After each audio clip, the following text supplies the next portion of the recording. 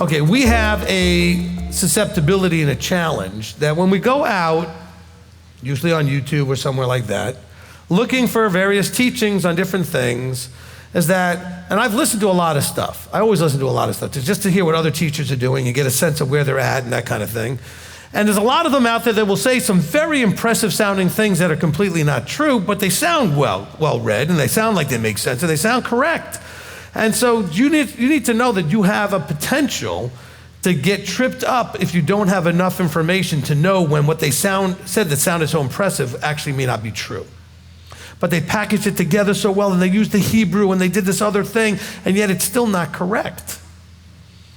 And so just be aware of that and be careful with that. Because I listened to this guy the other day. I said, wow, that was really well said, very well, but it was completely not true, okay?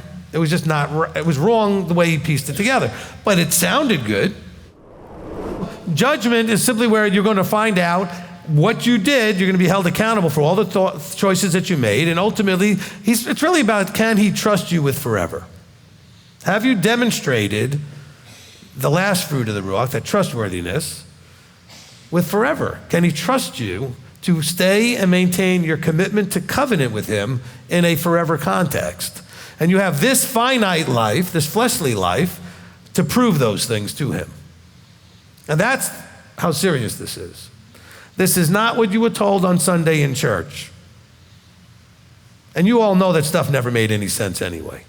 It was way too easy peasy, greasy grace, whatever you call it. I mean, it's just way too, anything goes and everybody gets in, and that doesn't make any sense. Or somehow you are no longer going to be you because he was going to fix all those things and turn you into some other thing. I am absolutely confident he wants you because you're you. Mostly in your life, okay, you desire something and that's where there'll be a temptation, or you're aware of something and you decide whether or not you desire it. And if you desire it and it's something you shouldn't have, that might be a temptation. But in the Messiah Hasatan discussion, okay, it wasn't something he desired. It was Hasatan trying to see if there was a desire there that he could tempt. And he does that. Hasatan does that with you too, causing or allowing himself things to pop up in your life to see whether or not you'll be tempted by them. And then when you show yourself not, he leaves that area alone because there's nothing there to work with. He shows you are, he's going to work on you with that all the time. And so there is a role that Hasatan has in there. But again, without the desire, Yeshua didn't have that desire, so the temptation wasn't really a temptation. Okay? Hasatan threw it out there to see if there was anything to work with, and he goes, because I know he did that to Job, and that's when he said that Job had nothing to work with. He said, I tried. You got a lot of people out there that are really suffering because nobody's ever told them to knock it off or that they're wrong. Okay? I've got some parents that I've had to counsel over the last 20 years that have adult children that are behaving the way they behave because the adult parent never told them that that's not appropriate behavior, not appropriate way to interact. And so they've enabled all of this. And so really Proverbs is trying to get you not to enable foolishness.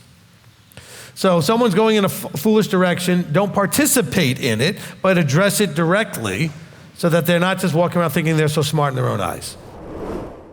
He says, Master, leave it until I dig around it and throw manure. So it says I'm going to start digging around and clearing out all of the things around out of that person's life, and I'm going to throw a whole bunch of stuff. Now, of course, manure also is what? All of the minerals and all of the other things that are necessary for something to grow. So I'm also going to throw all this good stuff over there, but I'm going to dig around and clear out all the noise. The thorns, the brambles, the other weeds and everything else that could choke out the tree. See, think about it with you. When I teach you, what am I trying to do all the time? Get you to put all that other stuff away, put things down, stop listening to all the noise out there that you're listening to, and allow yourself to get fed and receive so that you can bear fruit. Okay? Of course, there are those that think that I'm just throwing manure, but that's okay. And so through the process of being called, you receive the Ruach. Remember, there's a whole process of him giving you information, but you have to receive it. And so he calls you, you then have to respond to the calling. And when you respond through that process, you will receive the Ruach. In other words, you'll start focusing on the spirit of the intent of what he always had in mind that you didn't understand before. And in that, you are no longer going to be the old you. You'll be born again.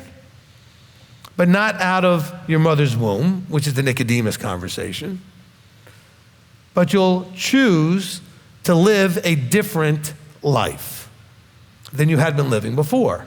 You'll still be you, but you'll be making a whole lot of choices that are just different this time than before. Evil is a perspective on an action. There are things that may be more universally awful, wrong, agreed to as being abominable or aberrant, okay? As opposed to, because there were some really awful things that were allowed to happen to Israel, but was meant to eventually bring about a good. That doesn't mean that we wouldn't all agree that they were awful things, and Yahweh would agree that they were awful, horrible things. So when you look at things as being universal, it's not about some sort of level of universal evil. Evil is, if it was causing harm, suffering, destruction, ruin, it was evil, okay? Well, now, whether or not that evil was being used in some way for good or not, there's just some things that are just terrible, abominable things that you would think could never be used for good, but then we find out that something good came out of them. And so it's very hard to say that there's anything universally can't end up with something good coming out of it. Yahweh is very hands-off, much more than you think, okay? And he's hands-on probably more than you think too, but but not in ways that you're thinking. But he's very hands-off. He's got to allow us to blow ourselves up. That's what he said in Scripture. He's going to allow us to prove to ourselves that we can't do this without him. And so he generally keeps his hands out and just does enough that you know he's there so that you can develop your relationship and trust him. But he's told us that he's going to allow this to get so bad that if Yeshua didn't show up, it would all be over. Everybody would be dead. And so it's when we see things like the school shootings, we see things like the murder of all these babies with all the abortions. We see all these other horrible things. He's allowing all this stuff to happen so that we can see what we're capable of outside of him. Because with him, none of that stuff happens. When you're in a situation, or I am in a situation, and the person is a Christian, is it okay to answer them? And I can tell maybe, okay, they're not seeking or they haven't had their bubble popped.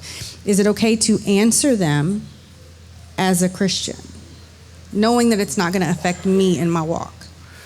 No, I'm not going to then change information-wise. Like I said, I'll change some of my tonalities and behavior and speed of moving at and speed I'm talking and those kind of things, but I'm not going to change the information. If someone's a Christian and I'm talking to them, I'm either going to explain to them in the best way I can if I'm going to answer their question, or I may just let them know that, hey, we're just on very different pages and it's not going to go there. I generally don't deal with a lot of back and forth with people that are coming from a Christianity mindset, because they're not going to understand what I'm saying anyway, so I don't usually try to push that direction. I just find ways to get out of the conversation. Okay. A lot of you think, oh no, but that was a witnessing. No, there wasn't a witnessing time. When you interact with people, first gauge whether or not their bubbles popped. How do you do that? Well, just find out how happy they are in their walk. If their bubbles popped, they're not happy. They're looking, they're searching, they're frustrated. So when I meet somebody new, and in interacting with them, they ask me, well, what do you do? And I say, well, I'm a Messianic rabbi. They go, oh, God, I get all excited about that. I said, okay. And I say, well, they say, oh, yeah, we're all excited about my Bible. I said, so tell me about your walk. Oh, I'm doing great and blessed, and we have this Bible study on Wednesdays, and we do this other thing. And I'm not going to say a word to disturb that nonsense, because they're not ready for anything. They're happy. It's only going to be a fight. It's only going to make them mad at me anyway, to tell them anything that's going to disturb their peace, because he has to disturb their peace, not me.